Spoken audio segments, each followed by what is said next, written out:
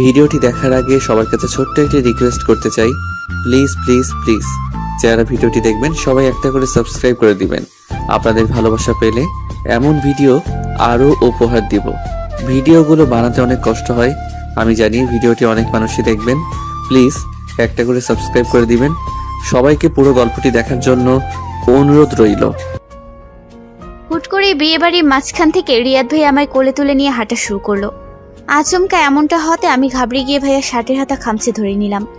কিছু বলতে যাব তার আগে ভাইয়া ধমক দিয়ে বলে উঠল, একটা কথাও বলবি না তানজু, চুপ একদম। ব্যাস, ভাইয়ের একটা কথায় পুরো চুপ হয়ে গেলাম আমি। উপস্থিত সবাই অবাক চোখে তাকিয়ে আছে আমাদের দিকে। সেদিকে ভাইয়ার কোনো হুঁশ নেই, সে তার মতো হাঁটছে। কিছুক্ষণ আগে আজকে আমার কাজিন আফরিনাপুর গায়ে হলুদ, তাই সব কাজিনরা মিলে ঠিক করেছি সবাই একসাথে শাড়ি পরবো। কিন্তু শাড়ি কন্ট্রোল করা কি একটুখানি ব্যাপার? তার উপর উঁচু হিল পরেছি, সব মিলিয়ে পায়ের অবস্থা যা ইচ্ছে তাই হয়ে গেছে। একটু আগে হাঁটতে গিয়ে ধরাস করে পড়ে যাই আমি। দেন পায়ের অবস্থা এতটা খারাপ হয়ে গেছে যে উঠে হাঁটতেও পারছি না। এমন সময় হুট করে রিয়াদ ভাই এসে কোলে তুলে নিয়ে হাঁটা শুরু করলো আমায়। বর্তমানে লজ্জায় মাথা খারাপ হয়ে যাচ্ছে আমার। ইস, কি বিশ্রী একটা ব্যাপার। রিয়াদ ভাই আমায় কোলে তুলে নিয়ে রুমে এসে বিছানায় বসিয়ে দিল। আমি কিছু বলবো তার আগেই বলে উঠলো, তোকে চুপ করে থাকতে বলেছি না? আমি চুপ। কি আশ্চর্য, আমায় কিছু বলতেই দিচ্ছে না। ভাইয়ের রুমের ভেতরে থাকা ড্রয়ার থেকে স্যাভলন আর মলম নিয়ে আসলো। তারপর নিচে বসে আমার পায়ে হাত দিতেই বলে উঠলাম, ভাইয়া এগুলো কি করছো? তোকে চুপ করে থাকতে বলেছি আমি। কিন্তু ভাইয়া রেগে গিয়ে ধমক দিয়ে বলে উঠলো, আর একটা কথা বললে ঠাস করে একটা দিব তোর গালে। ভাইয়ার ধমকে কেঁপে উঠলাম আমি। তারপর মুখে হাত দিয়ে আমি চুপ। এদিকে রিয়াদ আস্তে আস্তে আমার পায়ের জুতো খুলে ফেললো। পায়ের অবস্থা খারাপ হয়ে গেছে, ফোসকাও পড়েছে। ভাইয়া সেগুলো দেখে রেগে বলে উঠলো, যেগুলো পড়তে পারিস না সেগুলো পড়িস কেন? আসলে রুহি তিশা বলেছিল। চুপ কর তুই, ওরা পড়লেই তোকে পড়তে হবে নাকি? কি অবস্থা করেছিস পায়ের? রিয়াদ স্যাভলন দিয়ে আগে জায়গাটা পরিষ্কার করে মলম লাগিয়ে দিল আমার পায়ে। প্রচন্ড জ্বলছে পা, তারপরও কিছু বলতে পারছি না। এভাবে কিছুক্ষণ পর ভাইয়া বলে, আজকে আর নিচে যাওয়ার দরকার নেই তোর। মামুনিকে বলে তোর খাবার রুমে দিয়ে যেতে বলবো।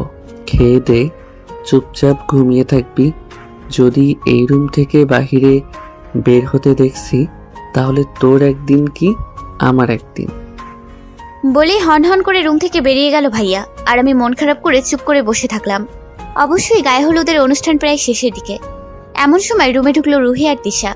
আমার অবস্থা দেখে বলে উঠলো তারা, এখন কেমন আছিস তুই? এই তো আছি, দেখিস না, সব তোদের জন্য হয়েছে। যাক বাবা, আমরা কি করলাম? তোরা কি করলি মানে? তোদের জন্যই তো উঁচু হিল পরে এখন এই অবস্থা আমার। দুজনে আমার পায়ের দিকে তাকিয়ে কাদো কাদো লুক নিয়ে বলে উঠলো, সরি। হইছে, তোদের আর নাটক করতে হবে না।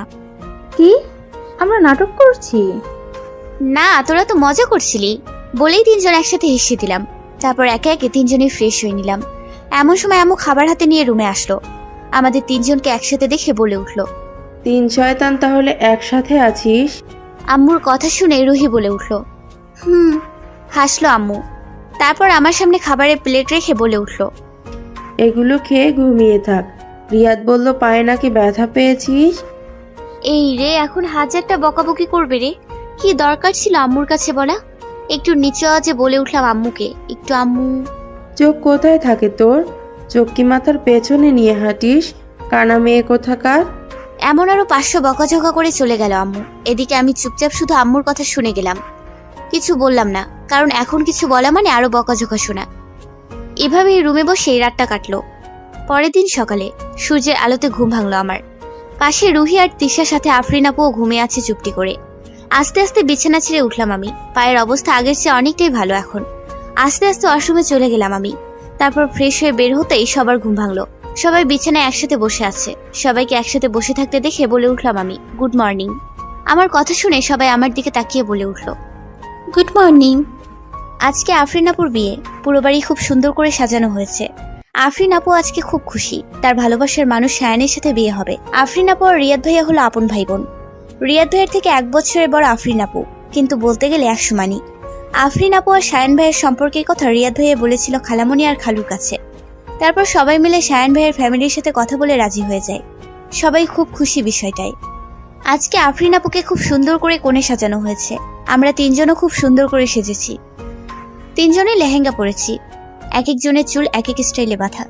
সুষ্ঠুভাবে আফরিন আপুর বিয়ে হয়ে গেল। এখন বিদায়ের পালা। এই বিদায় বরাবরই কষ্টের।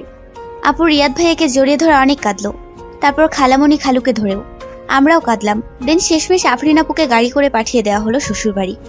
তারপর একে একে পুরো বাড়ি খালি হতে শুরু করলো। সন্ধ্যা 7টা, সবাই মনমরা হয়ে বসে আছে রুমে। সবার চা বানাতে লাগলো আম্মু, আর আমি হেল্প করতে লাগলাম। আমাদের বাসা থেকে রিয়াদ ভাইয়াদের বাসায় আসতে মাত্র 10 মিনিট লাগে। আর আজকে যেহেতু সবার মন খারাপ, তাই আজকে আম্মু বাসায় যায়নি। তবে ভাইয়া আর আব্বু চলে গেছে। আমার ভাবনার মাঝে আম্মু বলে উঠলো, যা এই কফিটা রিয়াদের রুমে দিয়ে আয়। আম্মুর কথা মতো রিয়াদ ভাইয়ের জন্য কফি নিয়ে রুমে ঢুকতেই দেখলাম পুরো রুম অন্ধকার। রুমটা অন্ধকার দেখে বেশ অবাক হই আমি।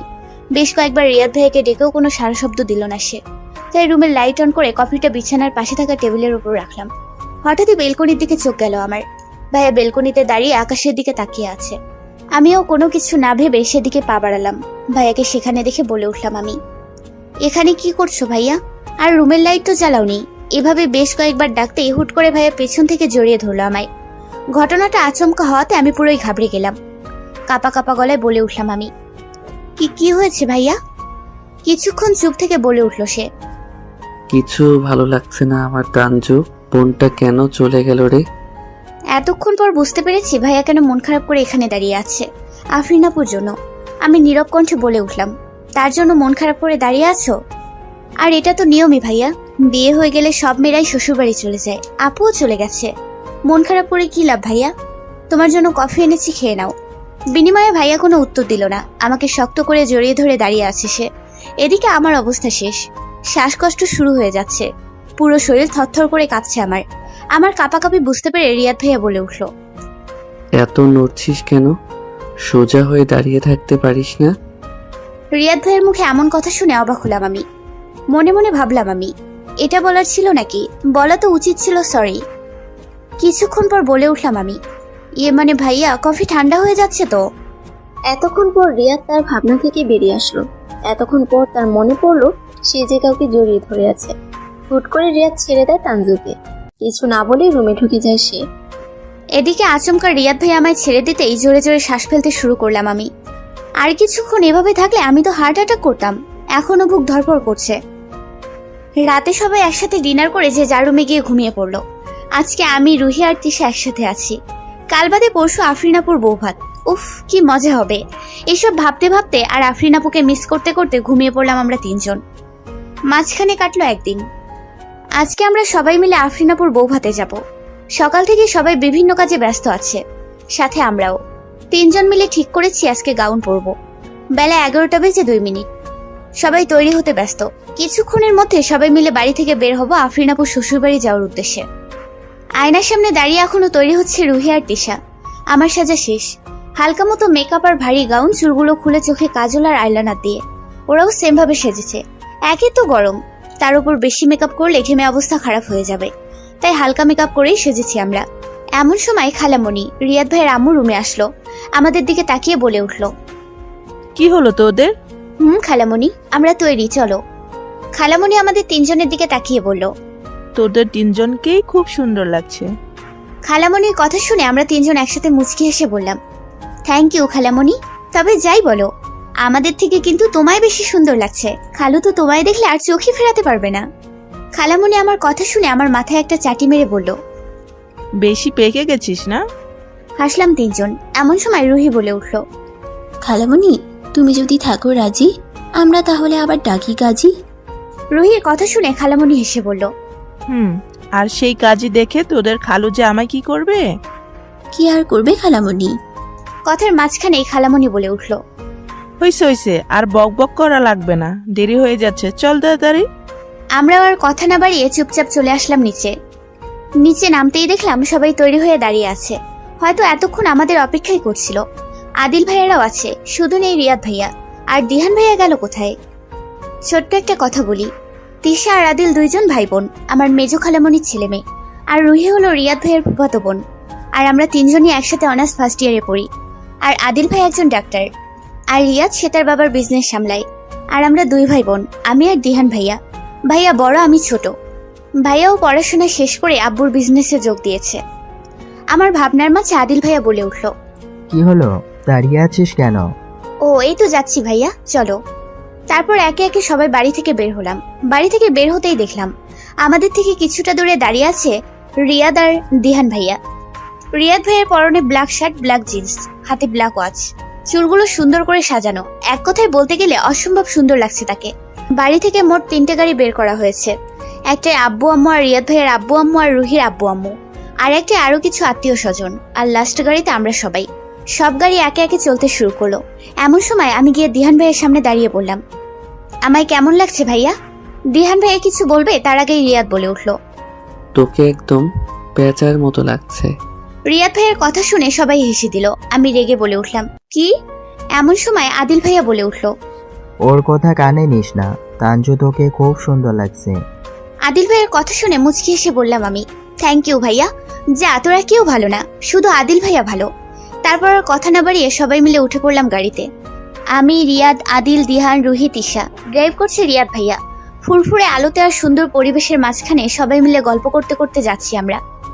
আর একজন গাড়ির সামনের আয়নার দিকে তাকিয়ে রাগে ফুলছে, কারণ আদিলের সাথে তানজু অতিরিক্ত হাসাহাসি করে কথা বলছে, যেটা মোটেও রিয়াদের সহ্য হচ্ছে না। আচমকা আমার হাত ধরে টেনে নিয়ে যাচ্ছে রিয়াদ ভাইয়া, আর তার এমন কাজে আমি অবাক হয়ে বলে উঠলাম, কোথায় যাচ্ছি ভাইয়া? রিয়াদ চুপ। কি হলো ভাইয়া, কথা বলছো না কেন? এদিকে রিয়াদ রাগে গজগজ করে সামনের দিকে হাঁটছে। এতক্ষণ নিজেরা কন্ট্রোল করতে পারলো, এখন মোটেও পারছে না সে। কতক্ষণ তানজুকে না বকলে তার শান্তি হবে না। কতক্ষণ আগে আমরা আফরিনাপুর শ্বশুরবাড়ি এসে পৌঁছালাম। সবাই মিলে একসাথে আফরিনাপুর শ্বশুরবাড়ির ভেতরে ঢুকছিলাম। এমন সময় পেছন থেকে হুট করে রিয়াদ ভাইয়া হাত ধরে টেনে নিয়ে উল্টো দিকে হাঁটা ধরলো। আরে ভাইয়া, ওদিকে কোথায় যাচ্ছ? সবাই চলে যাচ্ছে তো। হুট করে কথা বলে উঠলাম আমি। এদিকে রিয়াদ আমার কথা শুনে বলে উঠল, আজকে তোর একদিন কি আমার একদিন। ভাইয়ার মুখে এমন কথা শুনে ভয়ে ঘাবড়ে গিয়ে বললাম আমি, এসব কি বলছো? আমি কি করেছি? তুই কি করেছিস? বলেই সবার আড়ালে একটা গাছের সাথে চেপে ধরলো ভাইয়া। আর আমি তার কাছে ভয়ে ঘাবড়ে গেলাম। কাপা কাপা গলায় বলে উঠলাম, বিশ্বাস করো ভাইয়া, আমি কিছু করিনি। কিছু করার সুযোগই পেলাম কই? এতক্ষণ তো আমরা গাড়িতেই ছিলাম, তাহলে কি করেছি আমি? তুই সত্যিই বুঝতে পারছিস না তুই কি করেছিস? সত্যি বলছি, আমি তো কিছুই করিনি। তোকে আমি প্রতিদিন ভার্সিটি ঢোকার আগে কি কি বলি? এই রে খাইছে, এখানেও সেসব মানতে হবে আমার? কি হলো, কথা বলছিস না কেন? ভাইয়ার ধমকে আমি পুরো কেঁপে উঠলাম। তারপর কাপা কাপা গলায় বলে উঠলাম, ওই তো, কোনো ছেলের সাথে কথা বলবো না। কোনো ছেলেরা কিছু দিলে তা নিব না। ছেলেরা পাশে বসতে চাইলেও বসতে দিব না। কোনো ছেলে কিছু বলে সবার আগে তোমায় বলবো। তারপর এই রে ভুলে গেছি। কি হলো, আর একটা কি বলেছিলাম? না, মানে হ্যাঁ, মনে পড়েছে। ছেলেদের সাথে বেশি হাসাহাসি করা যাবে না। তাহলে তুই শুনেছিস আমার কথা? রিয়াদ ভাইয়ের কথা শুনে চোখ বড় বড় হয়ে গেল আমার। যাক বাবা, বিয়ে বাড়ি ঢুকলামই তো এই মাত্র, তাহলে কথা কখন বললাম? আমার ভাবনার মাঝে আবারও ভাইয়া চেঁচিয়ে বলে উঠল, কি হলো, কথা বলছিস না কেন? ভাইয়ার কথা শুনে কাপা কাপা গলায় বলে উঠলাম আমি, বিশ্বাস করো ভাইয়া, আমি এখন পর্যন্ত কোনো ছেলের সাথে কথা বলিনি। আবারও মিথ্যা কথা বলছিস তুই? সত্যি বলছি, আমরা তো এই মাত্রই ঢুকলাম বিয়ে বাড়িতে। মাঝখানে কার সাথে কথা বললাম? এতক্ষণ গাড়িতে বসে আদিলের সাথে কথা বলিসনি তুই, তাও হেসে হেসে? রিয়াদ ভাইয়ের কথা শুনে অবাকের চরম সীমায় পৌঁছে গেছি আমি। অবাক হয়ে বলে উঠলাম আমি, আদিল ভাইয়ের সাথে কথা বলা যাবে না? তোকে কথা বলতে বারণ করেছে কে? কিন্তু এত হেসে হেসে কথা বলার কি আছে? ভাইয়ের রাগ দেখে আমি নিজেও ঘেমে একাকার হয়ে গেছি। তারপর কাপা কাপা গলায় বলে উঠলাম, আর বলবো না, সরি ভাইয়া। আর যদি দেখছি তাহলে তোকে আমি কি করি শুধু দেখবি। এইবারের মতো সরি ভাইয়া। বিনিময়ে রিয়াদ কিছু বলল না, জোরে জোরে শ্বাস ফেলতে শুরু করলো। কিছুতেই নিজের রাগকে কন্ট্রোল করতে পারছে না সে। এই মেয়েটা সবসময় তাকে রাগায়। কিছুক্ষণ পর, ভাইয়া আর কতক্ষণ এভাবে দাঁড়িয়ে থাকবো? কেউ দেখে ফেললে কি বলবে? আমি যাই তাহলে। আমার কথা শুনে রিয়াদ চোখ লাল করে তাকালো আমার দিকে। এদিকে আমি ভাইয়ার এমন চোখ দেখে চুপসে গেলাম। তারপর বলে উঠলাম, না থাক, ঠিক আছে, কেউ কিছু বলবে না দেখলে। তারপর মুখে হাত দিয়ে চুপ আমি। কোথায় ছিলিস রে তুই? বাড়ির ভিতর ঢুকতে এই কথাটা বলে উঠলো তিশা। না, কোথাও ছিলাম না তো। এই পুরো জায়গাটা ঘুরে ঘুরে দেখছিলাম। এমন সময় পেছন থেকে রিয়াদ ভাইয়া বলে উঠল। আপু কোথায় রে? তিশা হকচকিয়ে বলে উঠল। ও আপু, ওই তো। হাতের ইশারায় দেখিয়ে। তিশার কথা শুনে আমি আর রিয়াদ ভাইয়া দুজনেই সেদিকে তাকালাম। আপুকে অসম্ভব সুন্দরভাবে সাজানো হয়েছে। এমন সময় রিয়াদ ভাইয়া বলে উঠল।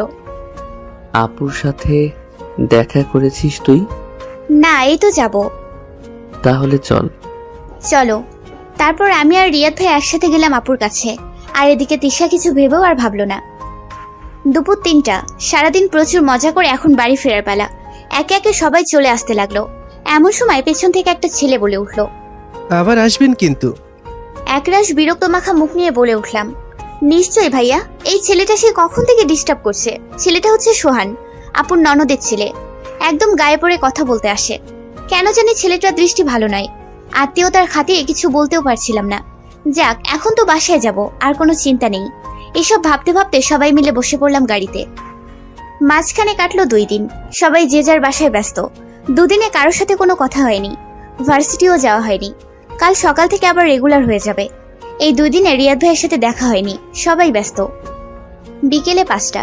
বই নিয়ে বসে আছি বিছানায়। অবশ্য বই পড়ছি বললে ভুল হবে। বইয়ের মধ্যে মোবাইল নিয়ে ঘুতাচ্ছি, যাতে কেউ না দেখে। আম্মু দেখলে তো মেরে তক্তা বানিয়ে দিবে। অবশ্য এখন কেউ আসবে না রুমে। কমজোর হলে দিহান ভাইয়া। দিহান ভাইয়া দেখলে কোনো প্যারা নাই, চিল। এদিকে কলিং বেল বাজতে আম্মু এসে দরজা খুলে দিল। দরজার সামনে রিয়াদকে দেখে মুখ গোমরা করে বলে উঠল সে। এই তোর আসার সময় হলো? 2 দিন হলো, তোর মুখটাও দেখলাম না। রিয়াদ আম্মুর কথা শুনে হেসে পেছন থেকে জড়িয়ে ধরে বলল। মামুনি, কি করব বলো, একটু বিজি ছিলাম তাই আসতে পারিনি। তবে এখন এসেছি না, তাড়াতাড়ি খাবার নিয়ে আসো, খুব খিদে পেয়েছে কিন্তু মামুনি। আম্মু হেসে বলে উঠল। বস তুই, আমি নিয়ে এখনই আসছি। তোর ফেভারিট ভুনা খিচুড়ি তৈরি করছি। মামুনি, তাড়াতাড়ি নিয়ে আসো, নাম শুনেই তো জিহ্বায় পানি চলে এসেছে। এখনই আনছি, বস তুই। এই বলে আম্মু রান্নাঘরে চলে গেল। আর রিয়াদ সোফায় বসে আবার বলে উঠল। আচ্ছা মামুনি, দিহান আর তানজু কোথায়? একটাকেও দেখছি না তো। আম্মু রান্নাঘর থেকে বলে উঠল। ওদের রুমে আছে হয়তো, যা তুই, ততক্ষণে খিচুড়িও হয়ে যাবে। ঠিক আছে মামুনি। আজকে আমার অনুভূতি শূন্য ভীষণ, কারণ প্রিয় মানুষগুলো ব্যস্ত খুব। আমি যেদিন পোস্ট করা বন্ধ করে দেব সেদিন ভেবে নিও আমার ফোনের এমবি শেষ। একটা স্যাড পোস্ট আর একটা ফানি পোস্ট লিখে ফেসবুকে স্ট্যাটাস দিচ্ছি। এমন সময় রুমে ঢুকে বলে উঠল কেউ। কি করছিস রে তুই? আচমকা কারো মুখে এমন কথা শুনে হকচকিয়ে উঠলাম আমি। সামনে তাকিয়ে রিয়াদ ভাইয়াকে দেখে চোখ বড় বড় হয়ে গেল আমার। এই রে, দেখে নিল নাকি? তাহলে আমার কি হবে? পড়াশোনা বাদ দিয়ে মোবাইল টিপতেছিস?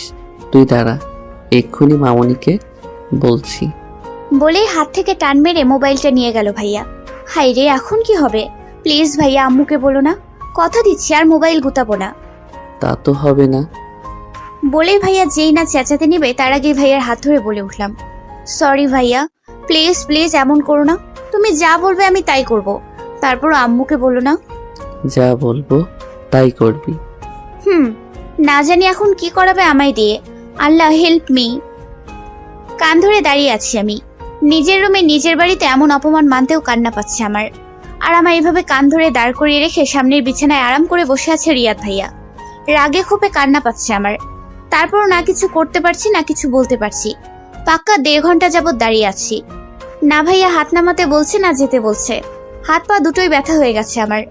একটু মিনমিন করে বলে উঠলাম আমি, ভাইয়া অনেকক্ষণ তো হলো, এখন যাই। রিয়াদ ভাই একবার আমার মুখের দিকে তাকিয়ে বলে উঠল, কোথায় যাবি তুই? ইয়ে মানে ভাইয়া, পা তো ব্যথা করছে, এখন যাই। পা ব্যথা করছে তা বইয়ের ভিতর মোবাইল রাখার সময় মনে ছিল না?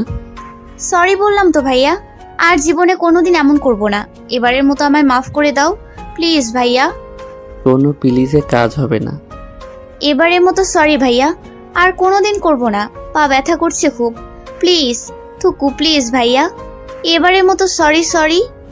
রিয়াদ কিছুক্ষণ আমার মুখের দিকে তাকিয়ে বলে উঠল, আচ্ছা ঠিক আছে, এইবারের মতো মাফ করলাম। পরের বার যদি এমন ভুল হয় তাহলে কিন্তু। আর হবে না ভাইয়া। বলেই কান থেকে হাত সরিয়ে বলে উঠলাম আমি, এইবার তাহলে বাইরে যাই। হুম, যা। আমায় আর পাইকে দৌড়ে রুম থেকে বেরিয়ে গেলাম। উফ, শয়তানটা কতক্ষণ দাঁড় করিয়ে রাখলো। এমন হাজারো গালি দিতে দিতে চলে আসলাম নিচে। এদিকে তানজু বের হতেই রিয়াদ মুচকি হেসে বলে উঠলো, আসলে একটা পাগলি মেয়ে আমার পাগলিটা। তবে যাই হোক, একটু বেশি শাস্তি দিয়ে ফেলেছিস রিয়াদ তুই। ভাবলো রিয়াদ। ডাইনিং টেবিলে বসে আছি আমরা সবাই, শুধু আব্বু বাদে। আমার সোজাসুজি রিয়াদ ভাইয়া, তার পাশে দিয়ান ভাইয়া, আর আম্মু আমাদের খাবার বেড়ে দিচ্ছে। আম্মুর হাতে ভুনা খিচুড়ি বরাবরই আমার পছন্দের। সবাইকে খাবার বেড়ে দিল আম্মু, আর আমরাও খেতে শুরু করলাম। রিয়াদ ভাইয়া খিচুড়ি মুখে দিয়ে বলে উঠল, মামুনি, তোমার হাতে জাদু আছে, এত মজা হয় কেন? হাসলো আম্মু। তারপর আমরাও আর কিছু না বলে খেতে শুরু করলাম। রাত 2টো, গভীর ঘুমে মগ্ন তানজু। ঘুমে এতটাই মগ্ন, সে যে তাকে কেউ গভীরভাবে দেখছে সেটা সে বুঝতেই পারছে না। প্রায় রাতে রিয়াদ এসে তানজুকে দেখে, কিন্তু তানজু একদিনও বুঝতে পারে না। এদিকে রিয়াদ তানজুর পায়ে তেল দিয়ে মালিশ করে দিচ্ছে, কারণ তখন শাস্তিটা একটু বেশি হয়ে গেছে। আর তানজুর পায়ে কতটুকু ব্যথা হয়েছে এটা ভেবে রিয়াদ ঘুমাতে না পেরে ব্যালকনি টপকে চলে আসলো রুমে। গভীরভাবে তাকিয়ে আছে রিয়াদ তানজুর মুখের দিকে। মায়াবী চোখ প্রিয়সী তোমার চোখের নেশায় যে দিনে দিনে তোমার প্রতি পাগল করে দিচ্ছে আমায়। মায়াবী চোখ, গোলাপি ঠোঁট, সব কিছুতেই যে আকৃষ্ট আমি প্রিয়সী। খুব বেশি সময় নিব না প্রিয়সী, কোনো এক বৃষ্টি মাখা রোদ্দুর দিনে তোমায় বলে ফেলবো প্রিয়সী, তোমায় কতটা ভালোবাসি আমি। আনমনে কথাগুলো বলে মুচকি হাসলো রিয়াদ। কিছুক্ষণ পর রিয়াদ তানজুর গায়ের একটা পাতলা কাঁথা মুড়ি দিয়ে যেই চলে আসতে নেবে, সাথে সাথে তানজু ঘুমের ঘরে রিয়াদের গলা জড়িয়ে ধরে ফেললো। তানজুর কাজে রিয়াদ প্রথমে ঘাবড়ে গেল, পরক্ষণে আবার নিজেকে সামলে নিয়ে আসতে তানজুর কানের কাছে মুখ নিয়ে বলে উঠল সে, প্রিয়সী, এত কাছে নিয়ে আসলে নিজেকে সামলে রাখা যে খুব ভয়ঙ্কর কাজ হয়ে দাঁড়াবে। রিয়াদের কথা শুনে তানজু ঘুমের ঘরে বলে উঠল, এত জ্বালাও কেন তুমি আমায়? সারাদিনে হয় না, এখন ঘুমের মাঝে স্বপ্নের ঘুরে এসে জ্বালাচ্ছ আমায়। আমি ঘুমাবো, আমায় জ্বালিও না। আর তুমি কেন বোঝো না, আমিও তোমায়। এতটুকু বলে থেমে যায় তানজু।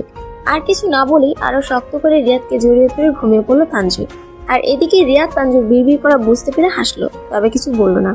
বেশ কিছুক্ষণ এভাবে থেকে আস্তে আস্তে রিয়াদ তানজুকে ছাড়িয়ে একবার তানজুর মুখের দিকে তাকিয়ে মুচকি হেসে বলল, আমি না জ্বালালে কে জ্বালাবে তোমায় প্রিয়সী?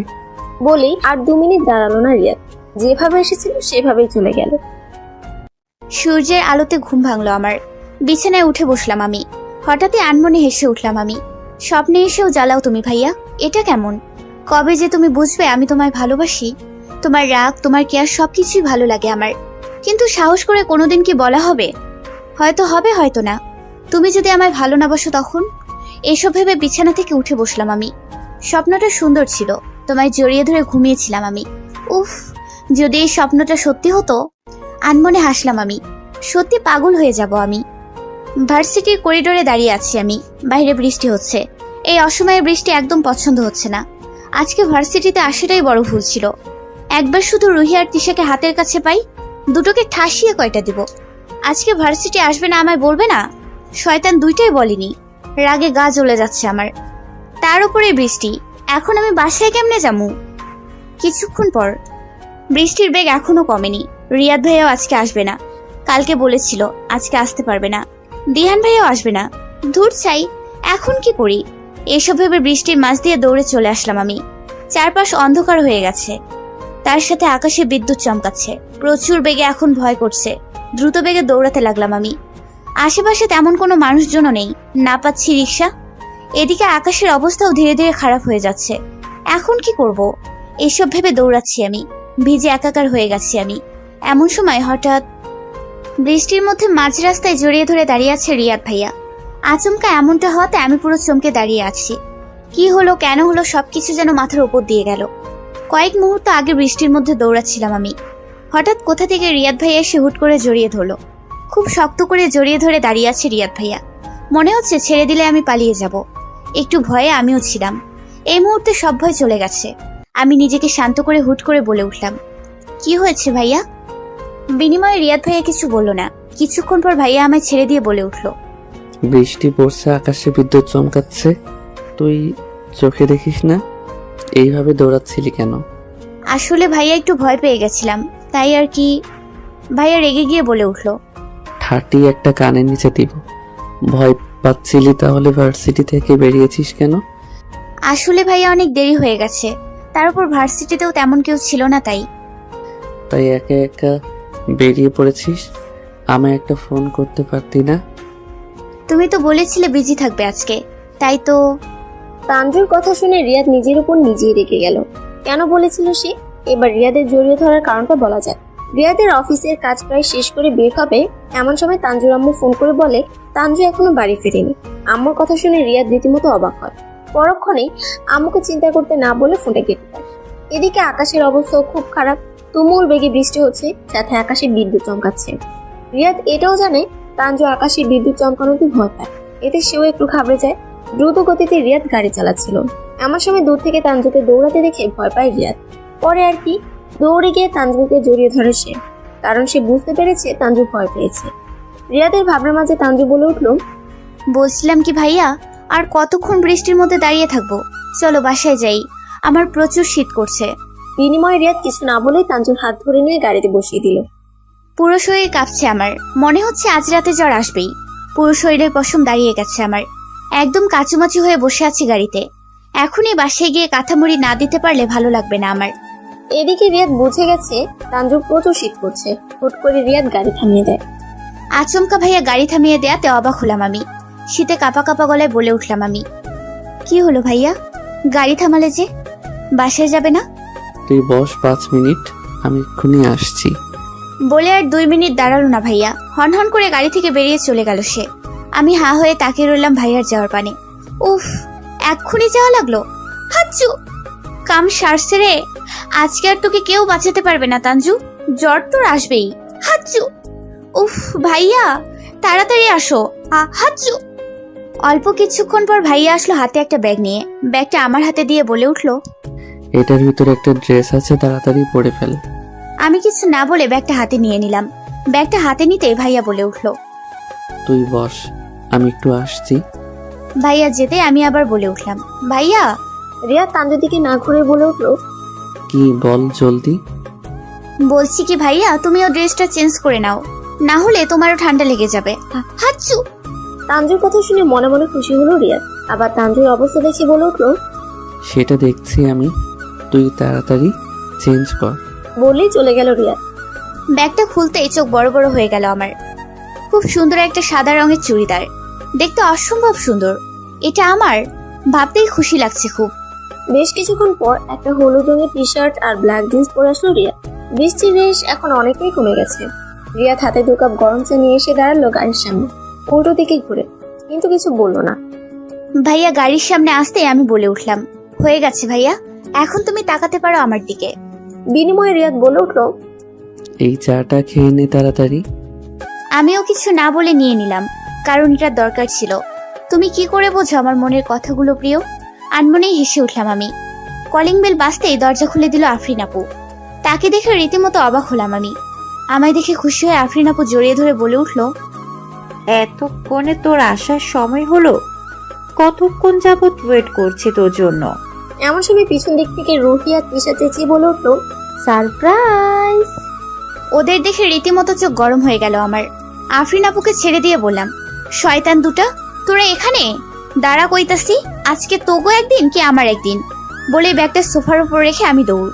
দুটোকে কয়েকটা না মারতে পারলে আমি শান্তি পাবো না। এদিকে রুহি আর তিশা দুজনেই তানজুকে দৌড়াতে দেখে তারাও দৌড় দিল উপরে। এক পর্যায়ে 3 জনে একসাথে তানজু রুমে ঢুকে পড়লো। হাতে একটা বালিশ নিয়ে দুটোকে ইচ্ছে মতো মারতে মারতে বলে উঠলাম আমি, তোরা আজকে ভার্সিটি যাবি না, আমায় বলিসনি কেন? তোদের জন্য আজকে বৃষ্টিতে ভিজতে হলো আমায়। হাচ্চু, শুধুমাত্র তোদের জন্য। হাচ্চু, আমার হাচ্চু, ঠান্ডা লেগে গেল। হাচ্চু। বলতে বলতে বসে পড়লাম আমি। এদিকে আমার অবস্থা দেখে হাসবে না কাঁদবে ভুলে গেছে রুহি আর তিশা। তারা রীতিমতো তানজুর মাথায় হাত বুলিয়ে দিয়ে বলল, আমরা সত্যিই বুঝতে পারিনি যে তুই ভার্সিটি চলে যাবি। হয়েছে হয়েছে, আর বলতে হবে না। আমার জন্য আদা দিয়ে চা বানিয়ে নিয়ে আয়। হাচ্চু।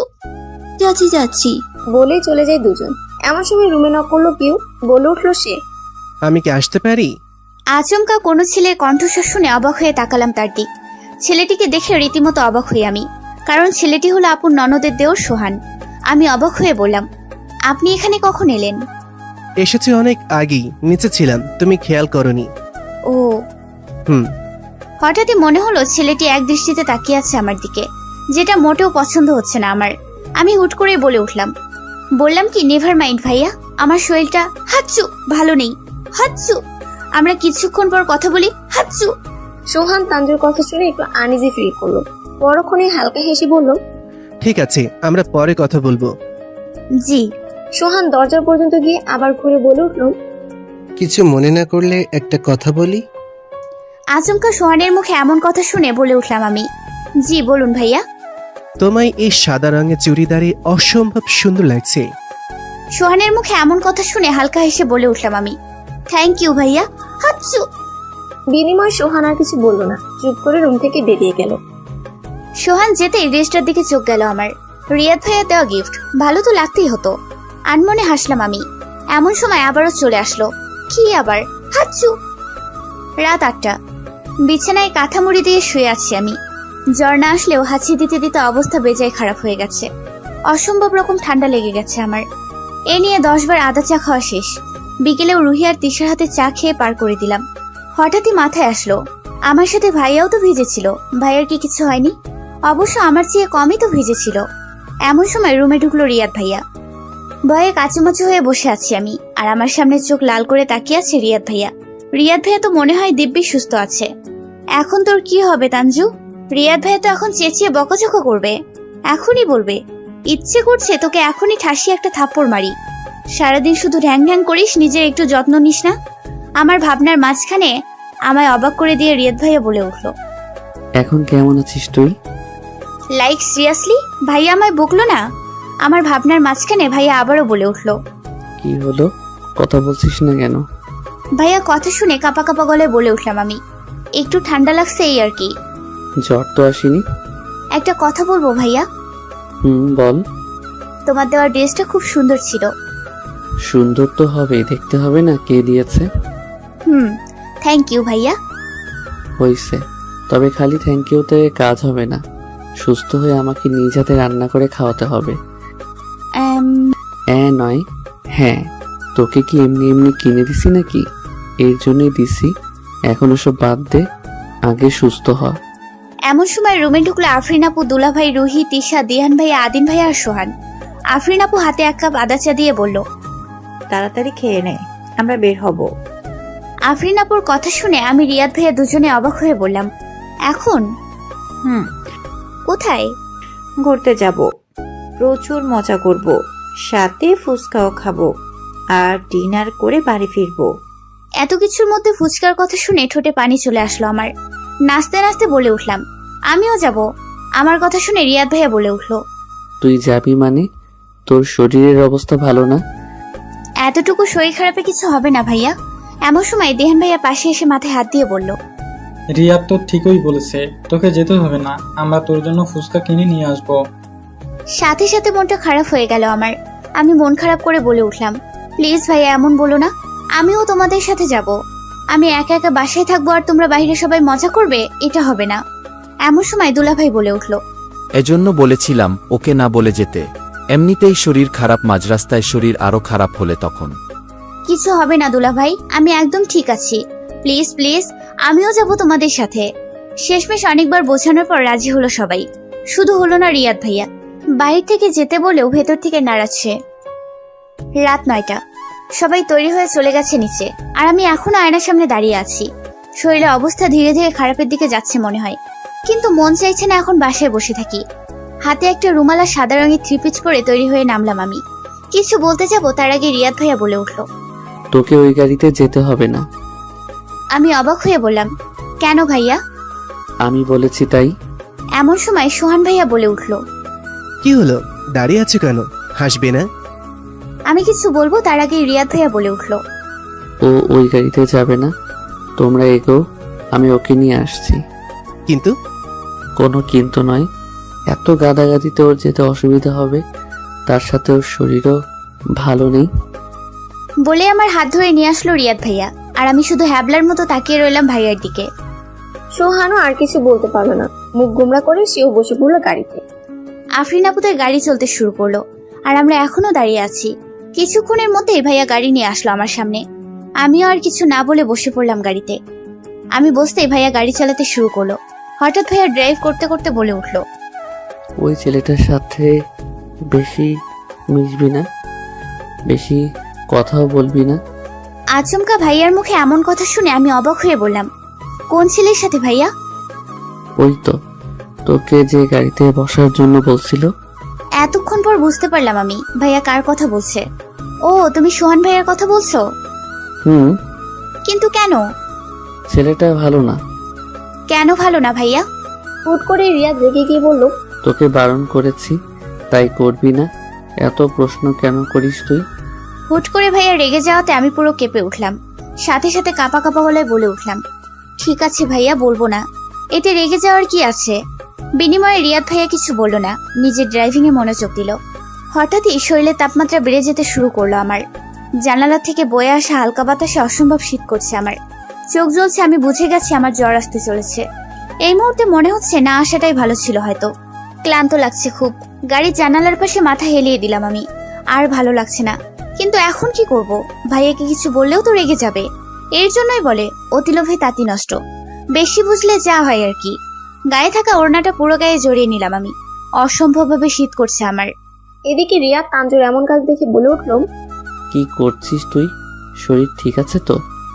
ভাইয়ার কথায় হকচকিয়ে উঠলাম আমি। এখন কি করে বলবো যে আমি ঠিক নেই? সত্যি বলে প্রচুর বকবে, মিথ্যে বলতেও তো ইচ্ছে করছে না। একরাশ অনিচ্ছা থাকা সত্ত্বেও বলে উঠলাম আমি, কিছু হয়নি ভাইয়া, আমি ঠিক আছি। রিয়াদ কিছুটা সন্দেহ নজরে তাকিয়ে বলে উঠল, সত্যি বলছিস তুই? একদম সত্যি বলছি। রিয়াদ আর কিছু বলল না। এদিকে আমার অবস্থা শেষ, শরীরে জ্বর এসেছে অসম্ভব। জানালায় হেলান দিয়ে চোখ বন্ধ করে নিলাম আমি। বেশ কিছুক্ষণ পর রিয়াদের গাড়ি এসে থামলো একটা বড় রেস্টুরেন্টের সামনে। রিয়াদ গাড়ি থামিয়ে বলে উঠল, বের হ, আমরা চলে এসেছি। বিনিময়ে কোনো উত্তর দিল না। তানজু প্রথমবার শুনতে না পেয়ে রিয়াদ আবারও বলে উঠল, কি হলো, শুনতে পাচ্ছিস না? এবারও উত্তর দিল না তানজু। এবার রিয়াদ কিছুটা অবাক হলো, এতবার ডাকছে উঠছে না কেন? রিয়াদ কোনো কিছু না ভেবে তানজুর হাত স্পর্শ করলো। সাথে সাথে রিয়াদ চমকে উঠলো। পুরো শরীর গরম হয়ে গেছে তানজুর। রিয়াদ তানজুর কপালে হাত দিতেই বুঝে গেছে তানজুর অসম্ভব রকম জ্বর এসেছে। রিয়াদ কিছুক্ষণ ভেবে ফোনটা হাতে নিল। রেস্টুরেন্টের ভেতরে গোল হয়ে টেবিলে বসে আছে সবাই। আফরিন আপু, সায়ান, দুলাভাই, রুহি, তিশা, আদিল, দিহান আর সোহানো। তারা এখানে এসেছে অনেকক্ষণ হলো। কিন্তু রিয়াদ আর তানজু এখনো এসে পৌঁছায়নি তাদের মাঝে। এমন সময় আফরিন আপু বলে উঠলো, ওরা এখনো আসছে না কেন? মনে হয় আমাদের খুঁজে পাচ্ছে না। বলতে না বলতে ফোন বাজলো দিহানের। দিহান ফোনটা হাতে নিয়ে বলে উঠল, এই তো রিয়াদ ফোন করেছে, দাঁড়া। দেখ। দিহান কল রিসিভ করে বলে উঠল, কই তোরা? ওপাশ থেকে রিয়াদের কথা শুনে দিহান চিন্তিত গলায় বলে উঠল, কিভাবে হলো? এই জন্যই বলেছিলাম ওকে না আসতে। দিহানের মুখে এমন কথা শুনে সবাই একটু ঘাবড়ে গেল। দিহান আবারও বলে উঠল, ঠিক আছে, তুই ওকে নিয়ে বাসায় যা। এতটুকু বলেই ফোনটা কেটে দিল দিহান। দিহান ফোন রাখতেই রোহিত চিন্তিত স্বরে বলে উঠল, কি হয়েছে দিহান ভাইয়া, ওরা আসবে না? না, আসবে না। তানজুর প্রচন্ড জ্বর এসেছে, তাই রিয়াদ ওকে নিয়ে বাসায় যাচ্ছে। এখন কেমন আছে তানজু? বলতো ঠিক আছে, আমাদের চিন্তা করতে বারণ করেছে। রিয়াদ সব বুঝে নিবে। সবাই কিছুক্ষণ মুড করে বসে রইল। তারপর খাবার অর্ডার করলো সায়ান। এদিকে রিয়াদ রেস্টুরেন্টের সামনে থেকে আবার গাড়ি ঘুরিয়ে বের করলো বাড়ি ফেরার উদ্দেশ্যে। রিয়াদ তানজুকে নিজের সাথে মিশিয়ে নিল যাতে ওর শীত না করে। তানজু জ্বরের ঘরে রিয়াদকে শক্ত করে জড়িয়ে ধরে ঘুমিয়ে পড়লো। তানজুকে জড়িয়ে ধরে ড্রাইভ করছে রিয়াদ, আর তানজু ঘুমিয়ে করে রিয়াদকে আষ্টে পিষ্টে জড়িয়ে ধরে আছে।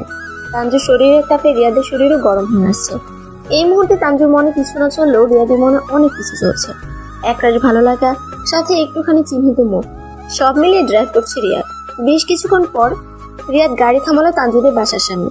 কোনো কিছু না বলে রিয়াদ তানজুকে কোলে তুলে নিয়ে চলে যায়। রান্নাঘরে কাজ করছিল তানজুর আম্মু। এমন সময় কলিং বেল বাজতেই দৌড়ে গিয়ে দরজা খুলে তানজুর আম্মু। তানজুকে রিয়াদের কোলে দেখে চিন্তিত গলা বলে উঠল সে, কি হয়েছে ওর? সব বলছি মামনি, আগে ওকে রুমে নিয়ে গিয়ে শুইয়ে দেই।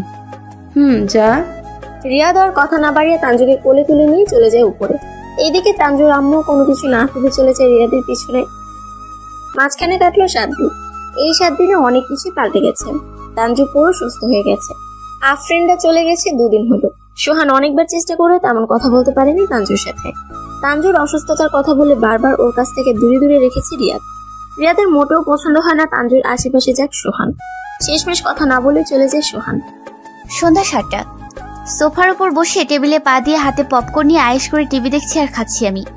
এই মুহূর্তে বাসায় কেউ নেই। আম্মু খালামণিদের বাসায় গেছে, দুজন একসাথে শপিং করতে যাবে। আব্বু আর ভাইয়া দুজনেই কাজে ব্যস্ত। একা একা বোরিং লাগছে আমার। টিভিতে টম অ্যান্ড জেরি দেখছি আমি। এমন সময় কলিং বেল বেজে উঠলো। আচমকা এমনটা হওয়াতে আমি পুরো কেঁপে উঠলাম। হুট করে মাথায় প্রশ্ন এলো, এখন কে আসলো? আম্মু তো কিছুক্ষণ আগেই গেছে, এত তাড়াতাড়ি চলে এলো? আমার ভাবনার মাঝে আবারও কলিং বেল বেজে উঠলো।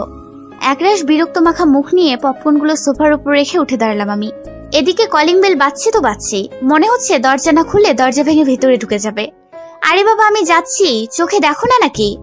ও অবশ্য দেখবে কেমনে, আমি তো বাসার ভেতরে। বোকার মতো ভাবনা চিন্তা নিয়ে সামনে এগোচ্ছি আমি। আরে বাবা, আসছি বলে দরজা খুলতেই চোখ বড় বড় হয়ে গেল আমার, কারণ সামনে রিয়াদ ভাইয়া দাঁড়ানো। তার পুরো শরীর বেয়ে ঘাম পড়ছে, গায়ে জড়ানো শার্টটা পুরো ভিজে গেছে, চুলগুলো এলোমেলো। রিয়াদ ভাইয়া একরাশ ক্লান্ত মাখা মুখ নিয়ে বলে উঠল, আমার জন্য এক গ্লাস ঠান্ডা পানি নিয়ে আয় তাড়াতাড়ি। বলে আমায় পাশ কাটিয়ে চলে গেল ভাইয়া। আমি অবাক হয়ে তাকিয়ে রইলাম। দরজা বন্ধ করে চলে গেলাম ফ্রিজের কাছে।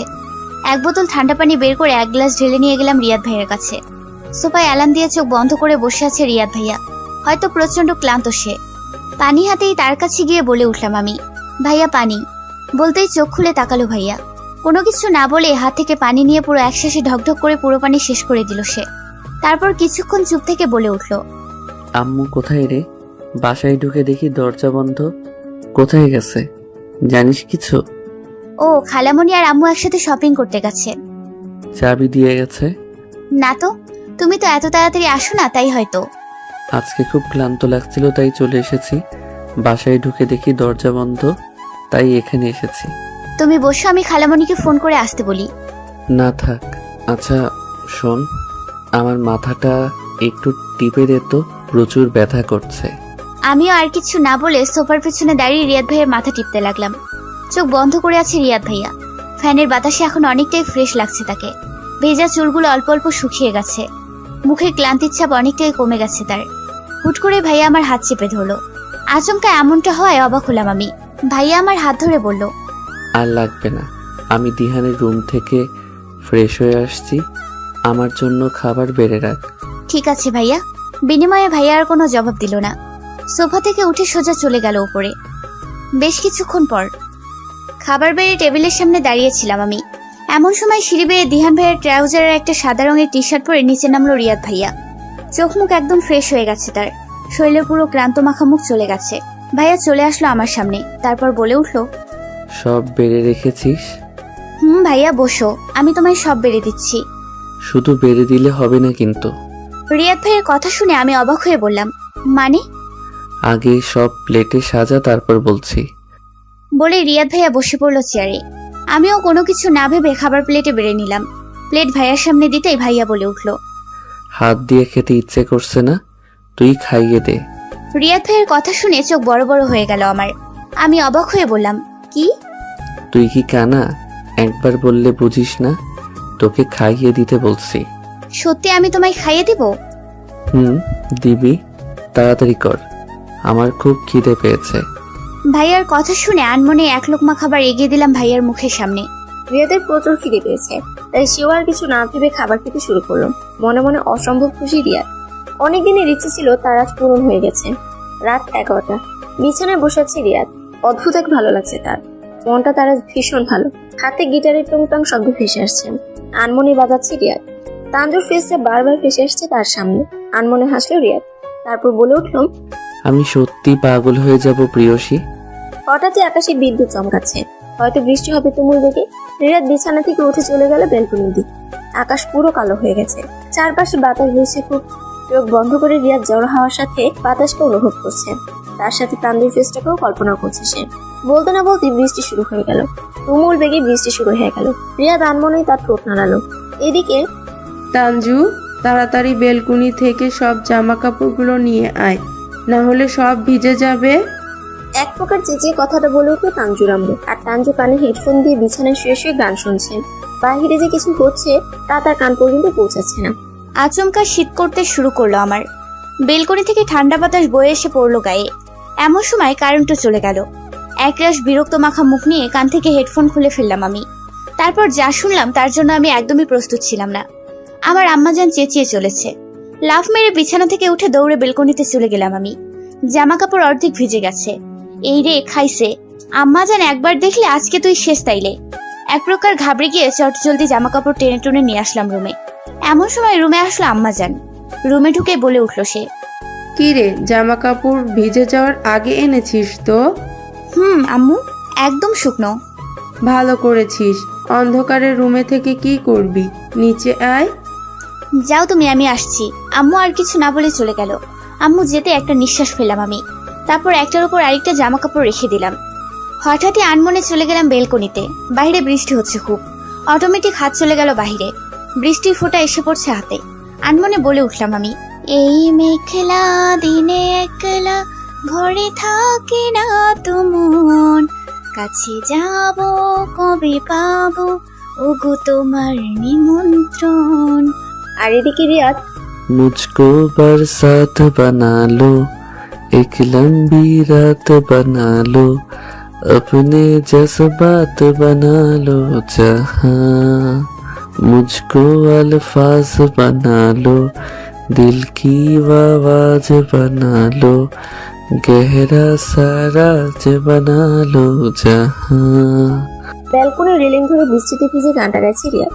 বিছানায় লেপটে শুয়ে আছে রিয়াদ। গভীর ঘুমে মগ্ন সে। এমন সময় ওয়াশরুম থেকে একটা সুন্দর লাল রঙের শাড়ি পরে বের হলো তানজু। অসম্ভব সুন্দর লাগছে তাকে। ভেজা চুলগুলো মুছছে তোয়ালে দিয়ে। হাতে লাল কাচের চুড়ির শব্দে হালকা নড়ে চড়ে উঠলো রিয়াদ। তানজু তার ভেজা চুলগুলো মুছতে মুছতে চলে গেল রিয়াদের সামনে।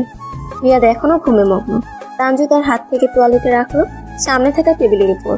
হালকা ঝুঁকি পড়লো তানজু রিয়াদের দিকে। আনমনে মুচকে হাসলো সে।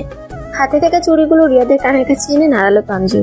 প্রথমবারের রিয়াদ হালকা নড়লো, কিন্তু উঠলো না। রিয়াদ না ওঠাতে তানজু তার ভেজা চুলগুলো রাখলো রিয়াদের মুখে। ভেজা চুলের গন্ধে আবারও নড়লো রিয়াদ। একরাশ বিরক্ত মাখা মুখ নিয়ে বলে উঠলো সে, বিরক্ত করছো কেন? আমি ঘুমাবো। বিনিময়ে তানজু কোনো উত্তর দিল না। আবারও ভেজা চুলগুলো রিয়াদের সারা মুখে নাড়াতে লাগলো সে। হুট করে রিয়াদ তার চোখ খুলে ফেললো। চেঁচিয়ে বলে উঠলো সে, সমস্যা কি? রিয়াদের কাজে তানজু হেসে বলে উঠল, আমাকে কেমন লাগছে প্রিয়? চিরচেনা কণ্ঠের আওয়াজ কানে বাজতেই নড়ে চড়ে উঠল রিয়াদ। চোখ খুলে সামনে তানজুকে দেখে অবাক হলো সে। প্রথমবার এমন লোকে দেখছি রিয়াদ তানজুকে। অসম্ভব সুন্দর লাগছে তাকে। এলোমেলো চুলে লাল রঙের শাড়ি, সাথে মুঠো ভর্তি কাচের চুড়ি, চোখে হালকা কাজল, ব্যাস এতটুকুতেই অসম্ভব সুন্দর লাগছে তানজুকে রিয়াদের কাছে। গভীরভাবে তাকিয়ে আছে রিয়াদ তানজুর দিকে, যেন তার পলকে পড়ছে না।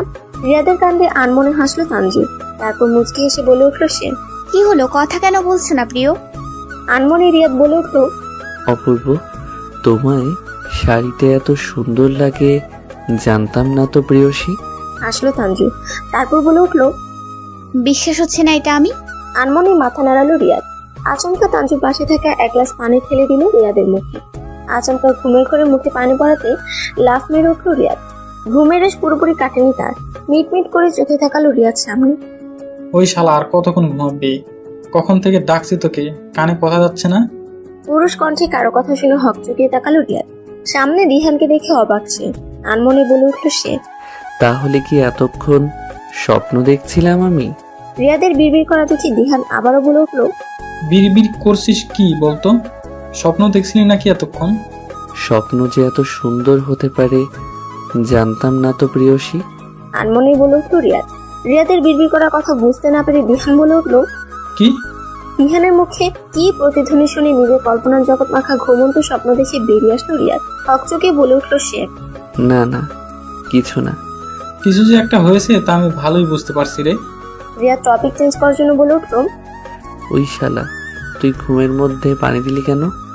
আজ শুক্রবার, ভুলে গেলি নাকি? তো মানে আজকে যে তানজুর। দিহানের কথা চোখ বড় বড় করে তাকালো রিয়াদ। এতক্ষণ পর তার মনে পড়লো, চটজলদি বিছানা থেকে উঠে বসলো রিয়াদ। তারপর বলে উঠলো সে, ও শিট, আমি তো ভুলেই গেছিলাম। ওয়েট, আমি এখনই ফ্রেশ হয়ে আসছি। বলেই তাড়াতাড়ি উঠে যায় রিয়াদ। আর দিহান মুচকি এসে বসে রইল রিয়াদের বিছানায়। সূর্যের প্রবল তাপে ঘুম ভাঙলো আমার। মিটমিট চোখে বিছানা থেকে উঠে বসলাম আমি। ঘড়ির কাঁটায় 10টা বেজে 20 মিনিট। অবাক হলাম আমি। এত বেলা হলো অথচ আমায় কেউ ডাকলো না। আনমনেই নিজেকে নিজে প্রশ্ন করে বিছানা ছেড়ে উঠে সোজা ওয়াশরুমে চলে গেলাম। কিছুক্ষণ পর ফ্রেশ হয়ে নিচে নামলাম। অবাক কাণ্ড, আজকে তো শুক্রবার অথচ কাউকে দেখছি না কেন। হাঁটতে হাঁটতে চলে গেলাম রান্নাঘরে। আম্মু রান্নাঘরে কাজ করছে। পেছন থেকে আম্মুকে জড়িয়ে ধরে বললাম, গুড মর্নিং মা। বিনিময়ে আম্মু কিছু বলল না, চুপচাপ তার কাজ করতে লাগলো। অবাক হলাম আমি। কি হলো মা, কথা বলছো না কেন? তোর খাবার ওই টেবিলে রাখা আছে, খেয়ে নে। প্রচুর কাজ আছে আমার আজ, বেশি জ্বালাস না। আশ্চর্য, জ্বালালাম কখন? তারপর আমি আর বেশি কথা না বলে আম্মুকে ছাড়িয়ে চলে আসলাম টেবিলের সামনে। চুপচাপ খেয়ে আবার চলে গেলাম রুমে। আশ্চর্য তো, আজকে আম্মু কোনো কাজের কথা বলছে না কেন? খুব একটা না ভেবে চলে আসলাম রুমে। ফোনটা হাতে নিব এমন সময় দিহান ভাই এসে ফোনটা নিয়ে গেল। আমি দিহান ভাইয়ের কাজে অবাক হয়ে বলে উঠলাম, কি হলো ভাইয়া, ফোনটা নিয়ে নিলে কেন? একটু ফেসবুকিং করতাম। দিহান ভাইয়ের সোজা কথা, আজকে কোনো ফেসবুকিং করা যাবে না, চুপচাপ রুমে বসে থাক। বলেই ফোনটা হাতে নিয়ে হনহন করে চলে গেল ভাইয়া। আমি শুধু হ্যাবলার মতো দাঁড়িয়ে রইলাম। আশ্চর্য তো, সবাই এমন বিহেভ করছে কেন? একরাশ রাগ নিয়ে হনহন করে বাড়ি থেকে বেরিয়ে গেলাম আমি। উদ্দেশ্য খালামণিদের বাসায় যাব। এবারে কেউ আমায় ভালোবাসে না, সবাই যে যার মতো বিহেভ করছে, আমায় পাত্তা দিচ্ছে না। আমি করেছি কি? এসব ভাবতে ভাবতে হেঁটের আগে গজগজ করতে করতে চলে গেলাম রিয়াদ ভাইদের বাসার সামনে। এমন সময় গাড়ি করে খালামণিদের বাড়ি থেকে বেরিয়ে গেল খালামণি আর খালু। আশ্চর্য, এরা যাচ্ছে কোথায়? কয়েকবার ডাকতেও কোনো সারা শব্দ করলো না খালামণি আর খালু। আমার কথা কি তাহলে তারা শুনতে পায়নি নাকি? ধুর, ভালো লাগে না। আবার মন খারাপ নিয়ে চলে গেলাম বাড়িতে। দিহান, আব্বু আর আম্মু তিনজন কিছু একটা করছিল, আমায় দেখে থেমে গেল। আশ্চর্য, আমি দেখলে কি হবে? বিরক্ত মাখা মুখ নিয়ে চেঁচিয়ে বলে উঠলাম, তোমরা এমন করছো কেন? আমি কি করছি? আমার কথা শুনে দিহান ভাইয়া বলে উঠলো, কি করবি, তুই কিছু করসনি তো? তাহলে তোমরা এমন করছো কেন? আমার কাছ থেকে লুকাচ্ছ কিছু? ধুর পাগলি, কি লুকাবো? সত্যি কিছু লুকাচ্ছ না? আরে না, তুই তোর রুমে যা। সারাদিন শুধু রুমে বসে থাকবো? ফোনটাও নিয়ে গেলে তুমি। আচ্ছা শোন, আমার ল্যাপটপটা নিতে পারিস তুই, তবে একটা শর্ত আছে। কি শর্ত? ফেসবুকিং করা যাবে না। কিন্তু কেন? ফেসবুকে কি আছে? এমন সময় কোথা থেকে রিয়াদ ভাই এসে বলল, অনেক কিছু আছে। আর তুই এখানে কি করছিস? পড়াশোনা নেই নাকি? এখন পড়াশোনা? রুমে যা, আমি আসছি এক্ষুনি। আজকে তোর পড়া ধরবো। এই রে খাইছে, এখন পড়াশোনা? কি হলো, কথা কি কানে যাচ্ছে না? দূর চাই, এর চেয়ে তো ভাইয়া ল্যাপটপটা পেলেই ভালো হতো। বলছিলাম কি ভাইয়া, পড়াশোনা পরে করি, তার চেয়ে ভাইয়ের ল্যাপটপটা নিয়ে সুন্দর একটা মুভি দেখা যাক। আমি কথা দিচ্ছি ফেসবুকে ঢুকবো না। কিন্তু কে শোনে কার কথা? রিয়াদ স্ত্রীর জবাব, না, কোনো মুভি হবে না, পড়াশোনা হবে এখন। একরাশ বিরক্ত মাখা মুখ নিয়ে চলে গেলাম আমি। দূর চাই, ভালো লাগছে না। এদিকে তানজু উপরে যেতেই সবাই হাফ ছেড়ে বাঁচলো। আর একটু হলে ধরা পড়ে যেত সবাই। তারপর তারা আবারও তাদের কাজে ব্যস্ত হয়ে পড়লো। সন্ধ্যা 7টা, রুমের মধ্যে বসে আছি আমি, আর আমার সামনে চেয়ারে বসে আছে রিয়াদ ভাইয়া। তার কথা হলো যতক্ষণ পর্যন্ত পড়া শেষ না হবে ততক্ষণ এই রুম থেকে বের হওয়া যাবে না। দুবার পানি খাওয়ার কথা বলেও বাইরে যেতে পারিনি আমি। দূর চাই, মুখে কলম নিয়ে কামড়াচ্ছি আমি। এমন সময় রিয়াদ ভাইয়া ধমক দিয়ে বলে উঠলো, এটা কি হচ্ছে? আচমকা এমন হওয়াতে হালকা কেঁপে উঠলাম। তারপর আমতা আমতা করে বলে উঠলাম, ইয়ে না, মানে কিছু না। তাহলে কলম কামড়াচ্ছিস কেন?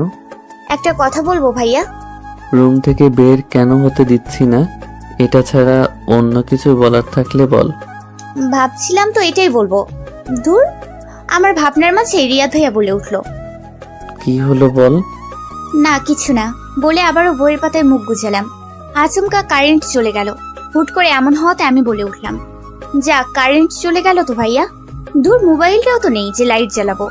এমন সময় হাতে একটা মোমবাতি নিয়ে আসলো রিয়াদ ভাইয়া। তারপর আমার হাতে একটা ব্যাগ দিয়ে বলল, এটা তোর জন্য, এখন দেখার দরকার নেই, পরে দেখিস, আগে চল। আমি গিফটের প্যাকেটটা হাতে নিয়ে অবাক হয়ে বললাম, এটা আমার জন্য, কিন্তু কেন দিচ্ছ? বিনিময়ে রিয়াদ ভাই কিছু বলল না, আমার হাত ধরে নিয়ে গেল নিচে। পুরো রুম অন্ধকার হয়ে আছে। সব অন্ধকার দেখে আমি বলে উঠলাম, আম্মু, আব্বু, ভাইয়া তোমরা কোথায়? আর পুরো রুম এইভাবে অন্ধকার করে রাখছো কেন? কিন্তু ওপাশ থেকে কোনো সারা শব্দ আসলো না। এমন সময় ভাইয়া মোমবাতিও ফু দিয়ে নিভিয়ে দিল। আমি অবাক হয়ে বললাম, এটা কি করলে ভাইয়া? বিনিময়ে ভাইয়া শুধু তার মুখ থেকে একটা আওয়াজ বের করলো, হুশ। হঠাৎই ভাইয়া তার হাতে কড়াতালি দিয়ে দিল। সাথে সাথে পুরো রুম আলোকিত হয়ে গেল। তারপর যা দেখলাম আমি তার জন্য মোটেও প্রস্তুত ছিলাম না। বিছানায় বিভোর হয়ে ঘুমিয়ে আছে তানজু। আর কালকে রাতে সবার দেওয়া সারপ্রাইজের কথা ভাবছে সে। কাল রাতে পুরো বাড়ি সাজানো হয়েছে তানজুদের, পুরো বাড়ি বেলুন দিয়ে সাজানো। তানজু অবাক হয়ে শুধু তাকিয়ে রইল সামনে। এমন সময় আম্মু, আব্বু, খালামুনি, খালু, রিয়াদ ভাইয়া, দিহান ভাইয়া সবাই একটা কেক নিয়ে এসে সামনে দাঁড়ালো তানজু। তারপর বলে, হ্যাপি বার্থডে তানজু। অবাক চোখে তাকিয়ে রইল তানজু। এরপর বলে উঠলো সে, তোমরা আমার জন্য, আমি তো ভাবতেই পারিনি। তানজুর কথা শুনে দিহান বলে উঠলো, এটা তো সারপ্রাইজ বনু, এখন আয় তাড়াতাড়ি কেকটা কাট। তানজু খুশি হয়ে কেক কাটলো। তারপর একে একে সবাইকে খাইয়ে দিল তানজু। হঠাৎই তানজুর আম্মু বলে উঠলো, যা রিয়াদকেও খাইয়ে দিয়ে আয়। কোনো কিছু না ভেবে খুশি হয়ে চলে যায় তানজু রিয়াদের সামনে। তারপর রিয়াদের মুখের সামনে এক পিস কেক দিয়ে বলে, থ্যাংক ইউ ভাইয়া। বিনিময়ে রিয়াদ কিছু বলল না। তানজুর হাত থেকে কেক নিয়ে খেলো সে। তারপর রিয়াদ তানজুকে কেক খাওয়াতে নিল। তানজুও খুশি হয়ে হাঁক করলো, কিন্তু রিয়াদ কেক মুখে না দিয়ে গালে লাগিয়ে দিল। আচমকা এমনটা হতে তানজু পুরো ভাবাচাকা খেয়ে গেল। পরক্ষণে বুঝতে পেরে হালকা রেগে বলে উঠলো সে, এটা কি করলে ভাইয়া? হাসলো রিয়াদ। এমন সময় পিছন থেকে কেক লাগিয়ে দিল দিহান তানজুর গালে। তানজু রেগে বলে উঠলো, দাঁড়াও, তাহলে আমার গালে কেক লাগানো? বলে মুঠো ভর্তি করে হাতে কেক নিয়ে তানজু লাগাতে লাগলো দিহান আর রিয়াদের গালে। তারপর শুরু হলো তিনজনের কেক নিয়ে মারামারি। আর ওদের এমন দৃশ্য দেখে হাসলো আম্মু, আব্বু, খালামুনি আর খালু। চারজনে একসাথে বলে উঠলো, আসলেই পাগল তিনটে। এভাবে কাটলো কিছুক্ষণ। অনেকক্ষণ পর একে একে সবাই তানজুকে গিফট দিতে শুরু করলো। এমন সময় দিহান বলে উঠলো রিয়াদকে, তুই কি দিবি আমার বোনকে? তানজু কিছু বলবে তার আগে রিয়াদ বলে উঠলো, আমি। এই বলে পকেট থেকে একটা ললিপপ বের করে বলল, এই যে এটা। সবাই রিয়াদের কাণ্ড দেখে হাসলো। তানজুও হাসলো। এভাবেই কাটলো রাত, অনেক মজা আর আড্ডার মাধ্যমে। হঠাৎই ঘুমের ঘোরে ভাইয়ার দেয়া গিফটের প্যাকেটের কথা মনে পড়লো আমার, আর দেওয়ার সময় বলা কথাটা। এটা তোর জন্য এখন দেখার দরকার নেই, পরে দেখিস, আগে চল। হুট করে ঘুম ভাঙলো আমার। বিছানা থেকে লাফ দিয়ে উঠলাম। কাল রাতে ভাইয়ার দেওয়া গিফটটা দেখতে তো ভুলে গেছি। বিছানা থেকে উঠে সোজা টেবিলের উপর রাখা গিফটের প্যাকেটটা হাতে নিলাম আমি। ফুল এক্সাইটেড নিয়ে গিফটের প্যাকেটটা খুললাম আমি। প্রথমে একটা চিরকুট দেখতে পেলাম আমি, যার উপরে লেখা, শুধু তোমার জন্য প্রিয়সী। আনমনেই হাসলাম আমি। প্যাকেটটা খুলতে অবাক হলাম আমি, কারণ প্যাকেটটার ভিতর অসম্ভব সুন্দর দেখতে লাল শাড়ির সাথে লাল রঙের কাচের চুড়ি, কাজল আর লাল রঙের লিপস্টিক। অসম্ভব খুশি হয়েছি আমি ভাইয়ের গিফট দেখে। গিফটগুলো বুকে জড়িয়ে নিয়ে বলে উঠলাম আমি, অসংখ্য ধন্যবাদ প্রিয়। বিকাল 5টা। নিজের রুমে দাঁড়িয়ে আছে রিয়াদ। কিছু একটা খুঁজছে সে। হঠাৎই রিয়াদ চেঁচিয়ে বলে উঠলো, মা, আমার ব্ল্যাক টি শার্টটা কোথায়? রান্নাঘর থেকে রিয়াদের আম্মু বলে উঠলো, তোর আলমারিতে আছে, খুঁজে দেখ। রিয়াদ কিছুক্ষণ দেখি আবার বলে উঠলো, কোথায় মা, পাচ্ছি না তো। একরাশ বিরক্ত মাখা মুখ নিয়ে রিয়াদের আম্মু বলে উঠলো, ভালো মতো খুঁজে দেখ। পাচ্ছি না তো। এমন সময় হাতে ব্ল্যাক টি শার্ট রিয়াদের এগিয়ে দিয়ে বলে উঠলো কেউ। এইটা। রিয়াদ টি শার্টটার দিকে তাকিয়ে বলে উঠলো, এটাই তো। বলে পিছন তাকাতেই অবাক রিয়াদ, কারণ পিছনে অন্য কেউ নয়, রিয়াদের প্রাণ প্রিয় প্রিয়সী তানজু। পরনে তার রিয়াদের দেওয়া সেই শাড়ি, চুড়ি আর চোখে কাজল চুলগুলো খোপা করা, ঠোঁটে লাল লিপস্টিক। একদম ঘুমের ঘরে স্বপ্নে দেখা সেই তানজু। রিয়াদ ভাইয়ের এমন তাকিয়ে থাকা দেখে বলে উঠলাম আমি, কি হলো ভাইয়া, টি শার্টটা নাও। তানজুর মুখের আওয়াজ শুনে রিয়াদ তার ভাবনা থেকে বেরিয়ে এলো। তারপর বলে উঠলো, তারপর তানজুর হাত থেকে টি শার্টটা নিয়ে পরে ফেললো রিয়াদ। হঠাৎই খুশি মনে বলে উঠলাম আমি, ভাইয়া তোমার দেওয়া উপহারে কেমন লাগছে আমায়? তানজুর কথা শুনে রিয়াদ তানজুর পা থেকে মাথা পর্যন্ত দেখল। সবই ঠিক আছে, কিন্তু কোথাও একটা মিস্টেক আছে। আনমনে বলে উঠলো রিয়াদ। রিয়াদ ভাইয়ের ভাবনার মাঝে বলে উঠলাম আমি, কি হলো ভাইয়া, কথা বলছো না কেন? হুট করে ভাইয়ের সামনে এগোতে লাগলো আমার। আচমকা এমনটা হতে আমি ভয়ে ঘাবড়ে গিয়ে পেছনে এগোতে এগোতে বললাম, কাপা কাপা গলায় বললাম, কি হলো ভাইয়া, এইভাবে এগোচ্ছ কেন? বিনিময়ে রিয়াদ ভাইয়া কোনো উত্তর দিল না। সে তার মতো আমার মুখের দিকে তাকিয়ে থাকতে থাকতে এগোতে লাগলো, আর আমি ঘাবড়ে গিয়ে পেছনে যেতে লাগলাম। এক পর্যায়ে দেয়ালের সাথে লেগে গেলাম আমি। ভয়ে হাত পা ঠান্ডা হয়ে যাচ্ছে আমার। আমি কাপা কাপা গলায় বলে উঠলাম, থাক ভাইয়া, তোমার কিছু বলতে হবে না, আমি যাই। বলে যেই না আসতে যাব, সাথে সাথে ভাইয়া আমার হাত চেপে ধরলো দেয়ালের সাথে। ভাইয়ের এমন কাজে সত্যি শকড আমি। ভয়ে গলা শুকিয়ে আসছে আমার। ভয় মাখানো মুখ নিয়ে বলে উঠলাম আমি, কি করছো তুমি ভাইয়া? হুট করেই ঝুঁকে পড়লো রিয়াদ ভাইয়া আমার মুখের সামনে। আচমকা এমনটা হতে আমি ঘাবড়ে গিয়ে চোখ বন্ধ করে নিলাম। এদিকে রিয়াদ তানজু ঘাবড়ানো মুখ দেখে মুচকি হাসলো। হুট করে রিয়াদের হাত চলে যায় তানজুর গালে। আচমকা ভাইয়ার হাতের স্পর্শে কেঁপে উঠলাম আমি। এদিকে রিয়াদ তার হাত তানজুর গালে স্পর্শ করতে করতে গলা পর্যন্ত নামিয়ে নিল। রিয়াদ একবার তানজুর মুখের দিকে তাকিয়ে তার হাত দিয়ে টান মেরে তানজুর চুলের খোপা খুলে ফেললো। তারপর তানজুর কানের কাছে মুখ এনে বলে উঠল সে, ভয় নেই প্রেয়সী, আমি কিছুই করব না। এত ভয় পেলে চলে নাকি? আর তোমার এই ভয় মাখানো মুখে কতটা সুন্দর লাগছে জানো কি তুমি? একদম আমার ঘুমের ঘোরে স্বপ্নে দেখা প্রেয়সীটা। বলেই তানজুর গালে হালকা তার ঠোঁট স্পর্শ করলো রিয়াদ। তারপর আর 2 মিনিট দাঁড়ালো না রিয়াদ, হনহন করে রুম থেকে বেরিয়ে আসলো। যাওয়ার আগে আরেকবার তানজুর মুখের দিকে তাকিয়ে মুচকে হাসলো রিয়াদ। ভাইয়ার বলা কথা আর তার কাজের শখটা আমি আস্তে আস্তে চোখ খুললাম আমি। আনমনে আমার হাত চলে গেল গালে। এটা কি হলো? হুট করে এই কথাটা এসে বাজলো মস্তিষ্কের কোণে। পরক্ষণে মুচকে হাসলাম আমি। মাঝখানে কাটলো 2 দিন। সেদিনের পর এই 2 দিনে দেখা হয়নি রিয়াদের সাথে তানজুর। তবে রিয়াদ রোজ রাতে এসে কয়েক মুহূর্ত দেখে গেছে তানজুকে, যেটা তানজু বুঝতে পারেনি। বিকেল 4টা। রিয়াদ ভাইদের ছাদের ওপর গোল হয়ে বসে আছে রোহিত, ঈশা। সবাই একসাথে বসে আড্ডা দিচ্ছে। এমন সময় ছাদে প্রবেশ করলো দিহান, আদিল আর রিয়াদ। তানজু এক পলক রিয়াদের দিকে তাকিয়ে চোখ নামিয়ে নিল। কেন জানে না, সেদিনের পর থেকে রিয়াদের দিকে তাকাতে একটু লজ্জা লাগে তানজুর। গরম চা আর বিস্কুট তৈরি বলেই ছাদে প্রবেশ করলো আফরিন আপু। কালকে এসেছে সে। এসেই সবাই মিলে একসাথে আড্ডা শুরু। ছাদের উপর বসে সবার সামনে নীরব কণ্ঠে গানটা গাইলাম আমি। হুট করে এমন একটা গান কেন মাথায় আসলো বুঝলাম না। সবার জোড়াজুড়িতেই গান গাইলাম আমি। এই গানটাই মাথায় আসলো, দেন গাইলাম আমি। করাতালের মাধ্যমে নিজের গানের ধ্যান থেকে বেরিয়ে আসলাম আমি। সবার দিকে তাকাতেই দেখলাম সবাই নীরবভাবে তাকিয়ে আছে আমার দিকে। হালকা হেসে বলে উঠলাম আমি, কি হলো, তোমরা এভাবে তাকিয়ে আছো কেন? আমার কথা শুনে আফরিন আপু বলে উঠল, তুই এত ভালো গান গাস, জানতাম না তো। বিনিময়ে হালকা হেসে বলে উঠলাম আমি, ওই একটু আর কি। বিনিময়ে সবাই হাসলো। হুট করে রিয়াদ ভাইয়ের কথা মনে পড়লো আমার। এক পলক তাকালাম আমি রিয়াদ ভাইয়ের মুখের দিকে। রিয়াদ ভাইয়ের চোখে চোখ রাখতেই আবার নামিয়ে নিলাম আমি। এমন সময় রুহি বলে উঠল, এখন তাহলে রিয়াদ ভাইয়ার পালা। রিয়াদের কথা শুনে অতি আগ্রহ নিয়ে তাকালাম আমি রিয়াদ ভাইয়ের দিকে। রিয়াদ একবার আমার মুখের দিকে তাকিয়ে বলল, আজ নয়, অন্য আরেকদিন। রিয়াদের কথা শুনে তৃষা বলে উঠল, কেন ভাইয়া, এইখানে কি হয়েছে? রিয়াদ হালকা হেসে বলল, কি হয়েছে এখনই বুঝতে পারবি। রিয়াদ ভাইয়ের কথা শুনে সবাই অবাক চোখে তাকালো, কারণ কেউ বুঝতে পারছে না কি হয়েছে। এমন সময় মাগরিবের আজান দিতে শুরু করলো। রিয়াদ ভাইয়ের দিকে তাকাতেই সে বলে উঠল, এখন বুঝতে পেরেছিস কি হয়েছে? সবাই একসাথে বলে উঠলাম, এতটা সময় হয়ে গেল আমরা আড্ডা দিচ্ছিলাম, বুঝতেই পারিনি। তারপর রিয়াদ ভাই আবারও বলে উঠল, এখন তাহলে চল সবাই নিচে যাওয়া যাক। তারপর আর কেউ কথা না বাড়িয়ে একে একে সবাই চলে যেতে লাগলাম নিচে। সবার পেছনে আনমনে হাঁটছি আমি। এমন সময় হুট করে কানের কাছে এসে বলল রিয়াদ, গানটা কিন্তু খুব সুন্দর ছিল প্রিয়সী, একদম তোমার মতো। বলেই দ্রুত বেগে চলে গেল রিয়াদ ভাইয়া। আচমকা এমনটা হতে প্রথমে একটু ঘাবড়ে গেলেও পরক্ষণে মুচকে হাসলাম আমি। সন্ধ্যা 7টা। রিয়াদ ভাইদের বাসায় বসে আছি আমরা সবাই। এমন সময় খালামণি চা নিয়ে হাজির। সন্ধ্যার পর চা বিস্কুট, এটা হলো ডেইলি রুটিনের বাড়ি। একে একে সবাই চা খেতে শুরু করলো।